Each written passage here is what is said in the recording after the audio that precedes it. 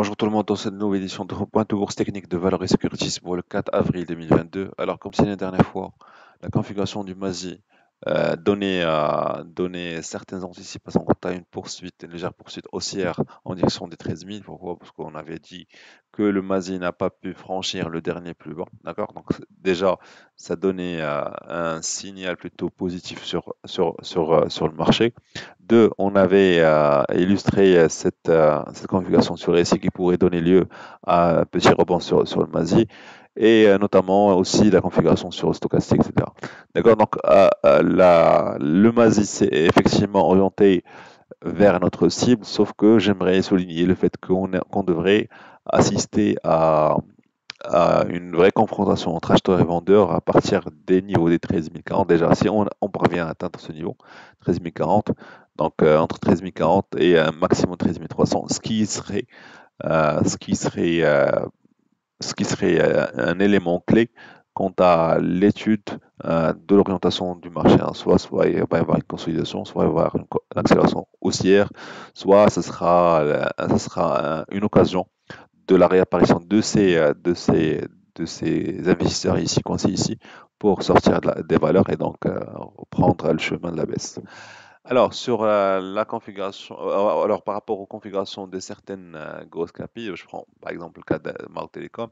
Alors, sur Marc Telecom, on a bel et bien construit ici sur la SI un biseau descendant. On est en train de tester le son plus haut, c'est sortir par le haut. Une sortie par le haut, normalement, devrait confirmer la fin de cette dynamique baissière hein, sur le titre Mort Télécom durant le dernier mois, donc ce qui pourrait laisser au titre l'occasion de se hisser vers un 130, voire même 132. D'accord? Mais qui devrait être confirmé par les prochaines séances. Alors, a priori, bon, on a déjà essayé de dépasser la moyenne mobile bon, avec un échec après le test des 132. D'accord. Durant la séance de vendredi, on a assisté à une clôture au-dessus de la moyenne mobile, donc ce serait de bon augure pour les prochaines séances. D'accord. Donc, bon, on devrait attendre la clôture de ces journées pour confirmer l'orientation haussière de Banque Télécom et ce qui serait de bon augure aussi pour le marché. Alors pour Tijari, on a signalé à maintes reprises le fait qu'on est sur ce canal sur les récits, un canal baissier. On a bénéficié d'un rebond sur support. Maintenant, le titre Tijari rebondit mais ne parvient toujours pas à dépasser ses moyennes mobiles. Donc on l'a bien explicitement signalé le fait que le titre n'a pas pu dépasser sa moyenne mobile longue ici aux alentours des 477. Euh, Maintenant, on est en train de tester à nouveau une moyenne mobile donc ici aux alentours de 460. Donc, je dirais que si la configuration de reprise ou de rebond sur le marché se confirme, on pourrait effectivement assister à un nouveau rebond aux alentours des 475. Alors, cette dynamique de reprise est aussi, bon, on pourrait aussi la mettre en relief ici pour la BP. Au titre BP, on constate bel et bien la construction d'une divergence haussière hein, actuellement, d'accord, qui normalement devrait être confirmée pour pouvoir confirmer ce potentiel haussier de la valeur. D'accord, donc ici ça se confirme. Bon, je dirais qu'il va y avoir une première cible aux alentours des 280, suivie d'une autre si la tendance confirme. Mais pour l'instant, je dirais, bon, on ne devrait pas être très, très optimiste jusqu'à ce qu'on puisse avoir une confirmation de la sortie par le haut. Donc, à savoir un retour ici vers les 52 sur les récits et une clôture au-dessus de la moyenne mobile, donc aux alentours des 270 pour la BP. Alors, pour le titre Lafarge, comme signalé la dernière fois, on est sur une configuration de fond haussière. On a effectivement enregistré une baisse hein, à partir des niveaux de 2280 jusqu'au niveau des 1860. Par contre, j'avais bien souligné que ce niveau pourrait être un niveau support clé et qui pourrait booster la réapparition des acheteurs sur la valeur. Bon, pour l'instant, on attend une clôture ferme sur la moyenne mobile. C'était le cas durant la séance de vendredi, durant la séance de vendredi, on attend une confirmation aujourd'hui pour confirmer un test ou plutôt une orientation vers les 2030, 2050, voire même les 2100, ce qui va confirmer la poursuite aussi, un rebond sur la valeur à l'image du marché. Alors pour manager, comme si la dernière fois le potentiel aussi a été confirmé, on a essayé de toucher les 2000 avec un rejet.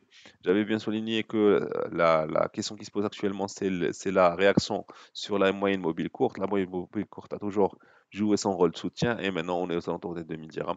Je dirais que s'il y a dépassement des 2000 dirhams durant cette semaine, ça devrait libérer complètement le potentiel haussier pour manager pour atteindre de nouveaux cibles de nouvelles cibles très optimistes, très intéressantes sur la valeur.